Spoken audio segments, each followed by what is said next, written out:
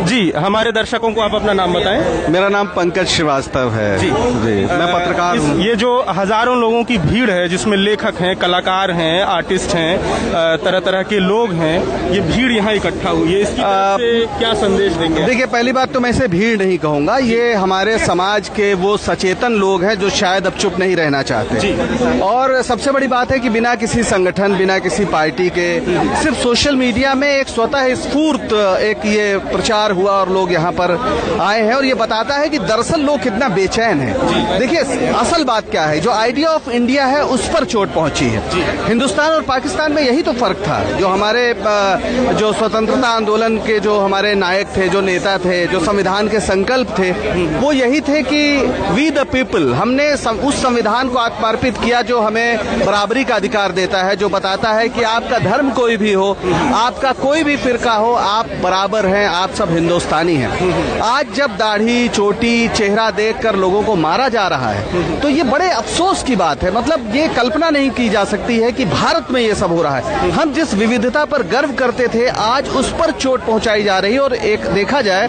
तो विविधता का सम्मान ही भारतीय एकता की या भारत राष्ट्र की एकता की गारंटी थी।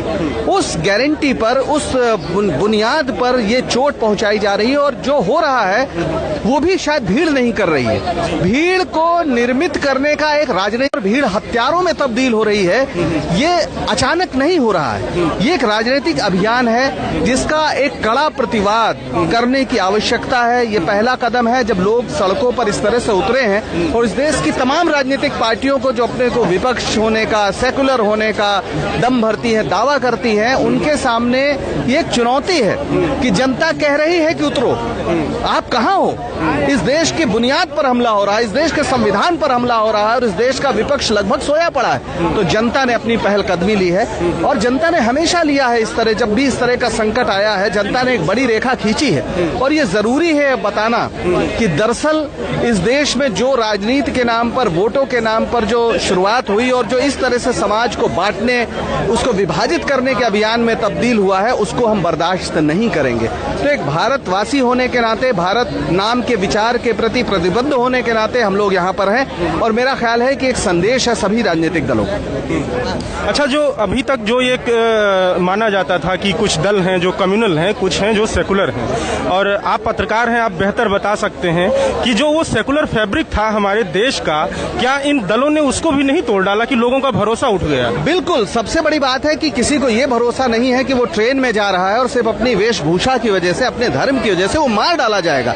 इसका मतलब यह है कि कानून का राज खत्म हो गया है। इसका मतलब सरकार का इकबाल खत्म हो गया है। इसका मतलब है कि इस देश में व्यवस्था नाम की कोई चीज नहीं रह गई है। सीधी सी बात है कि नागरिक को सुरक्षा का अधिकार मिलना। जो रेल में ट्वीट करके दूध आता है, हम लोग ये सुनते आ रहे हैं अखबारों में कि ट्वीट करिए प्रभु जी को और बच्चों के लिए दूध आ जाता है, किसी को कंबल मिल जाता है, लेकिन क्या वो रेल सुरक्षा की गारंटी नहीं करती है? क्या वो कहती नहीं कि भारतीय रेल के यात्रियों की सुरक्षा की जिम्मेदारी है उसकी?